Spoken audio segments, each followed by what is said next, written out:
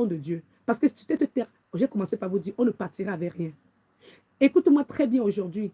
Il faut avoir le peu que tu as dans la droiture, dans l'intégrité avec le Créateur, que de chercher à avoir beaucoup et ne pas avoir la paix du cœur.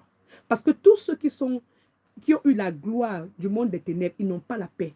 Toutes les personnes qu'ils ont tuées, le sang des personnes l'a crie. Quand vous comprenez, on te parle dans Genèse chapitre 4, Abel et Caïn. On dit que quoi? L'Éternel demande à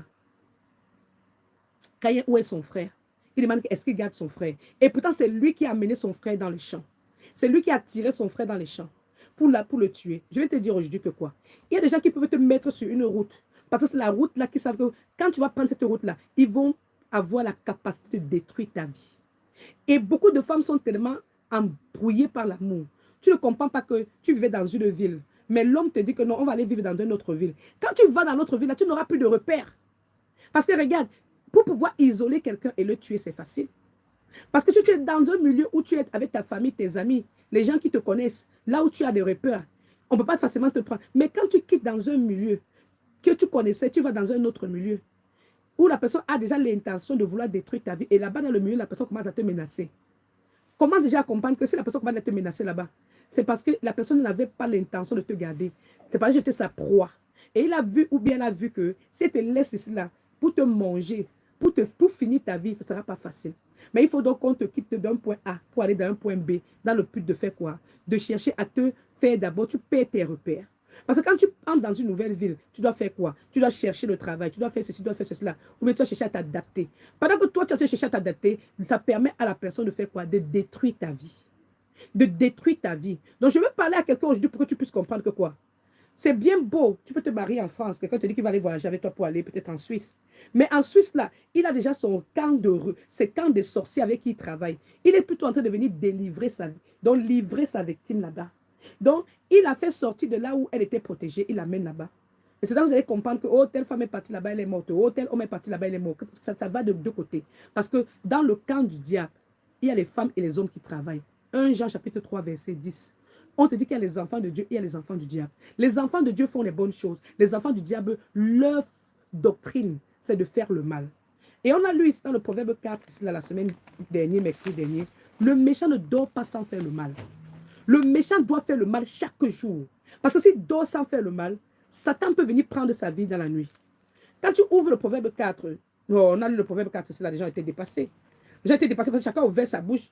Mais quand les gens veulent vous dire que la Bible est montée, la Bible est descendue, il y a des versets bibliques qui sont erronés. Mais il y a de la sagesse que quand tu lis la Bible, tu dis que waouh, toutes les formules de parallélépipèdes, des trapèzes, des losanges, des prismes droits qu'on nous a enseignés et qu'on n'a rien fait avec. Si au moins on nous avait enseigné la Bible depuis le commencement jusqu'à aujourd'hui, on ne se serait pas, on ne devait pas être trompé. On est trompé aujourd'hui, pourquoi? Parce que quand on était petit, le temps qu'on devait nous enseigner des choses qui devaient nous aider pour la vie entière, on n'a pas pu gagner ces enseignements-là. Ils ont bourré nos cerveaux avec les formules des losanges, des prismes droits. Ils ont bourré nos cerveaux avec l'histoire, avec la géographie. Ça ne te sert pas. C'est pour ça qu'on dit que quoi? Parents, instruisez les enfants selon la voie du Seigneur.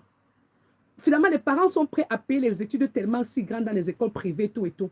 Parce qu'on dit qu'on veut le travail, on veut que l'enfant ait l'argent. Mais le succès de la vie, c'est de connaître le Créateur. C'est d'avoir une relation avec le Créateur. Voilà le véritable succès.